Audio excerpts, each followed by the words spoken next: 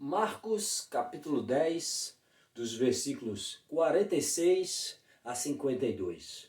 Vamos meditar nessa passagem e ver o que ela tem a nos ensinar. Vamos lá.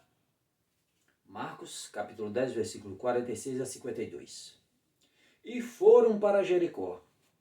Quando Jesus saía de Jericó, juntamente com os discípulos e numerosa multidão, Bartimeu, um cego mendigo, filho de Timeu, estava sentado à beira do caminho. E ouvindo que era Jesus, o Nazareno, começou a gritar: Jesus, filho de Davi, tenha compaixão de mim. E muitos o repreendiam, preste bem atenção, para que se calasse. Mas ele gritava cada vez mais. Preste bem atenção aqui no versículo 48 do capítulo 10. Preste bem atenção. E muitos o repreendiam para que se calasse.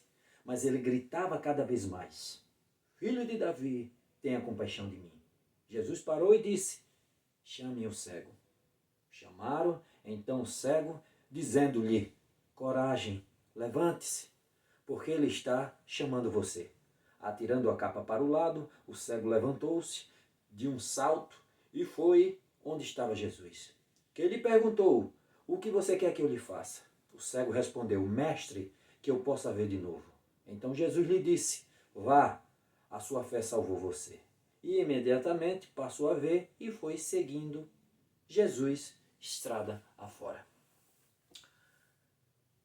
Eu costumo dizer, e é verdade, baseado na Bíblia, o homem de hoje, ou de qualquer outra época, ele é o mesmo. O que nos distancia de 2.000 anos atrás, de 3.000 anos atrás, é no sentido tecnológico. Avanços da ciência, patricidades e muitas coisas mais que o homem criou e evoluiu de uma forma estupenda. Somos diferentes, lógico.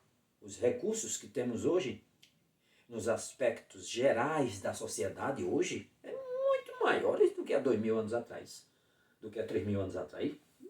Logicamente, não tem nem o que se pensar ou discutir em relação a isso. Somos diferentes, evoluímos e muito. Agora, no tocante à maldade, o pecado que carregamos, somos os mesmos. Os mesmos pecados praticados por nós hoje é os mesmos praticados pelo povo dos tempos de Cristo, antes de Cristo.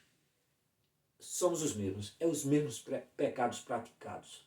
Muitas das vezes nós chegamos a dizer assim: meu Deus, cada vez mais a humanidade fica pior. O senhor viu, irmão, o que aconteceu agora há pouco, há uns meses atrás? Uma mãe decapitou o filho.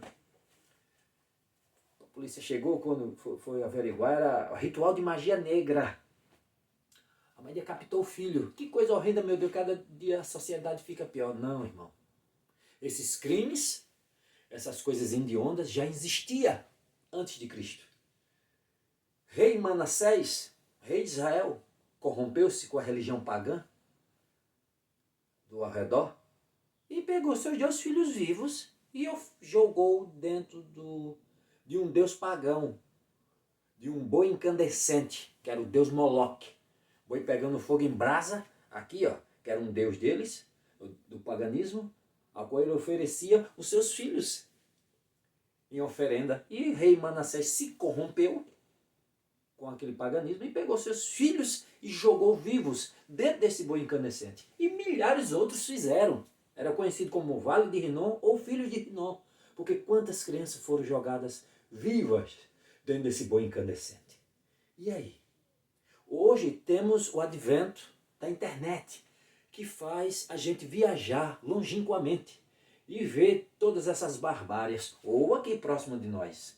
Mas sempre aconteceu e acontece. É porque a gente não vê, só quando se descobre. Quantas crianças não desaparecem, como por encanto. Tem países mesmos que vacilou com a criança, eles mesmos dizem, vacilou aqui, eles carregam. Para quê? Para oferecer aos demônios, para prosperidade, para chuva, para, como antigamente, quando iam para a guerra, para ter êxito e vitória, para que os seus deuses colocasse a mão em cima e os prevalecesse na guerra, eles sacrificavam crianças, sacrificavam virgens, publicamente. Olha só que atos. Desde da queda, antes da queda não, porque Deus fez o homem perfeito, mas depois que ele desobedeceram o homem, desobedeceram a Deus, depois que o homem, a mulher, desobedeceram a Deus, e comeu do fruto proibido, que os seus olhos se abriram, a partir de agora o pecado entra na terra, e a partir daí a maldade entrou, o pecado entrou, e a partir daí só se perpetuou e se espalhou-se na terra. O Senhor lançou o dilúvio, mas ficou Noé e seus filhos. E estava na carne, porque herdamos, nós não somos culpados pelo pecado, mas herdamos as consequências do pecado, que se espalhou e está aí até hoje. Cristo veio como o plano da redenção perfeita de Deus, como antídoto para nos limpar e nos livrar dessa maldição. Mas está aí na sociedade. Nós não nos diferenciamos do passado. Não.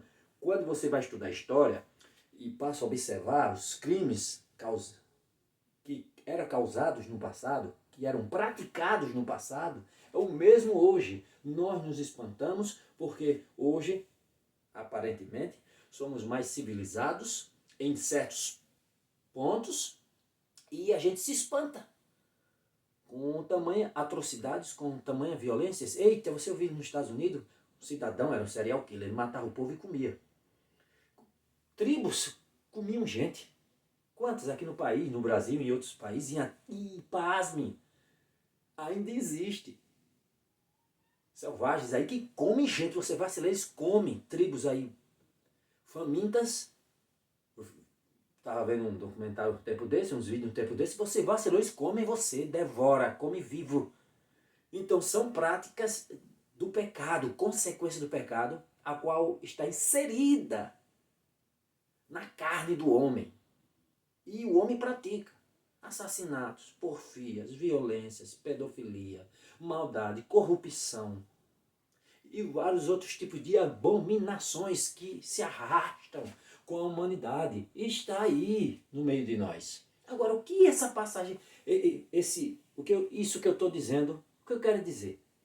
É que, um exemplo, vocês viram a ênfase que eu dei aqui.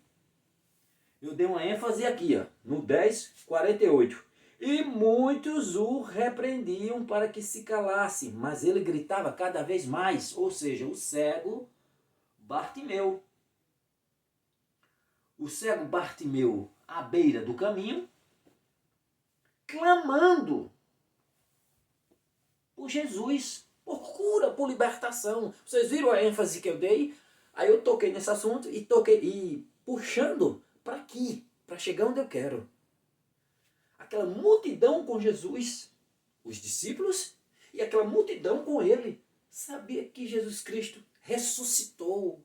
Tem 3 relatos de ressurreição que o Senhor trouxe a vida novamente nos evangelhos. Restaurava a visão, lepra, matava a fome dos famintos, instruía, ensinava. Eles viram isso, estavam seguindo aquela multidão, peregrinando com ele rumo a Jerusalém, a última Páscoa. Todos viram o amor que ele tinha para com as pessoas. E aquele cego, e mesmo assim, o cego, à beira do caminho, clamando por socorro. E eles, cale-se. E eles diziam, cale-se. O que eu quero trazer para nós? Essa mensagem vai diretamente para você.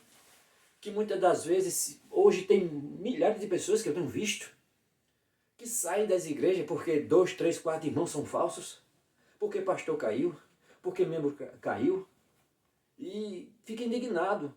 A vez fica buscando a igreja porque não gostou daquela, não no tocante na doutrina, mas por causa da cara das pessoas, por causa de A ou B, porque muitas das vezes precisou de uma força, precisou de uma ajuda na igreja, um conselho, clamou e não recebeu uma ajuda, como assim eu disse, de uma forma e de outra. Aí se angustiou e saiu da igreja, nem outra está procurando mais, ficou em casa, se desiludiu e acabou. E foi alvo fácil para o inimigo. E hoje até se desviou por causa disso. É essa a mensagem que eu trago para você. Para você que pode estar nessa situação e para você. São para dois tipos de pessoas. Aí que eu entro com aquela introdução a qual eu fiz, aquele início que eu fiz, mostrando o pecado. Esse povo aqui que seguia Jesus viu quem ele era e tudo que ele fazia. Hoje esse mesmo tipo de gente está dentro das igrejas. Conhece a Jesus pelos evangelhos, que ele é amor, que ele é salvação, que ele é cura, que ele é libertação. E muitas das vezes não age como ele age. Muitos irmãos, às vezes, clamando por ajuda dentro da igreja, clamando por ajuda de alguma forma, e não se chegam a eles, não os ajudam. Mas, pelo contrário, fazem de uma forma direta e indiretamente, como esses aqui fizeram. Cale-se, cale-se, cale-se, manda-se calar. E muitas almas se perecem, muitas almas se perdem por causa de suas atitudes. Se você está me vendo e conhece alguém assim, ou já fez isso, lembre-se, quando você abre a sua boca para dizer que é cristão, você tem que ser um imitador de Cristo. Paulo diz, sejais meus imitadores, como eu sou de Cristo. E Cristo é amor e misericórdia com o próximo. Você não pode condenar. Você tem que pregar a salvação, tem que pregar o evangelho, mostrar a palavra sagrada de Deus. Acolher todos. Não é como eu já cheguei em igrejas para fazer visita, o povo com cara feia.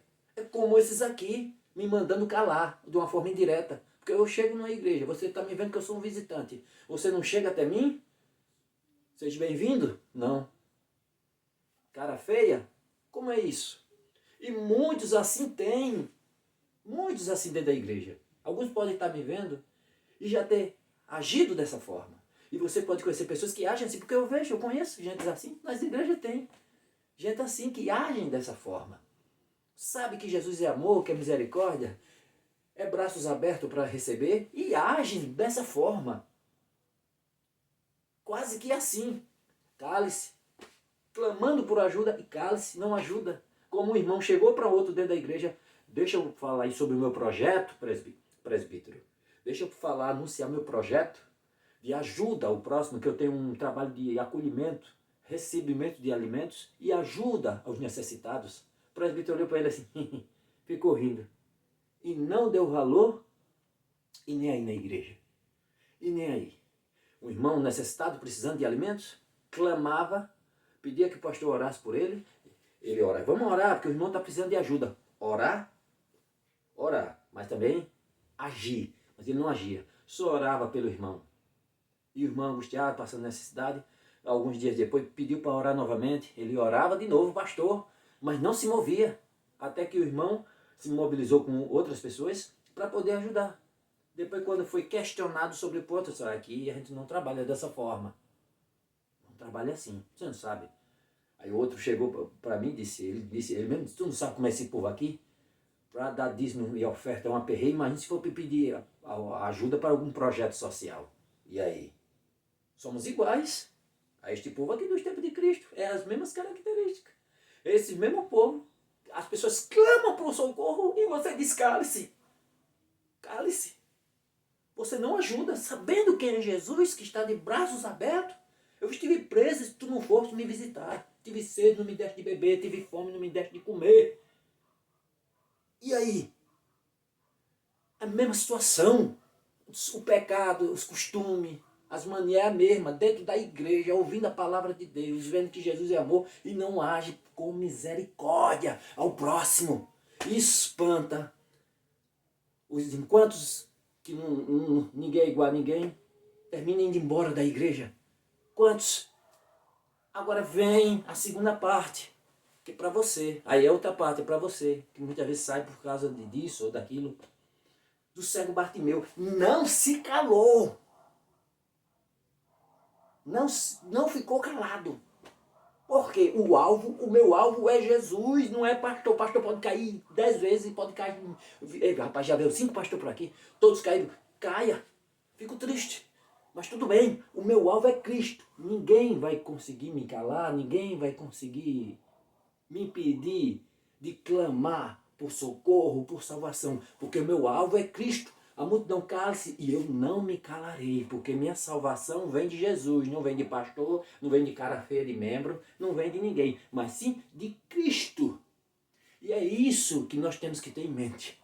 Olhar para Jesus e não olhar para os defeitos e os pontos fracos de ninguém. Porque antes de eu olhar para o ponto fraco de A ou B, eu tenho que parar diante do espelho e me autoanalisar. E quando eu entender e compreender diante do espelho que eu sou falho e fraco, eu paro de estar olhando para os defeitos dos outros. Eu paro de olhar para os defeitos dos outros, porque eu sou imperfeito. Não há.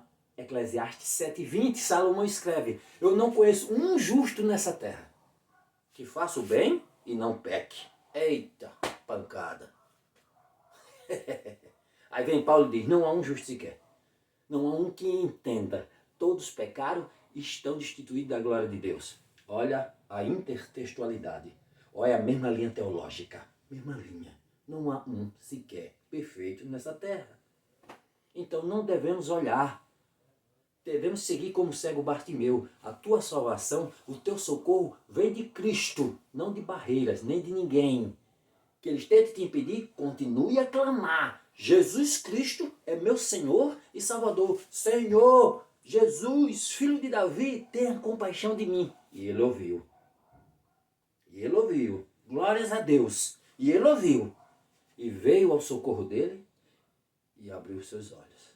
E abriu os olhos dele, como também abre os seus e os meus. E aí? Pensem e reflitam sobre o que nós conversamos nesse momento. Clame a Jesus. Esqueça os outros. Olhe para Jesus. Ele é o nosso Senhor. Ele é a nossa salvação. Que Deus abençoe. A paz seja com todos vocês. Amém.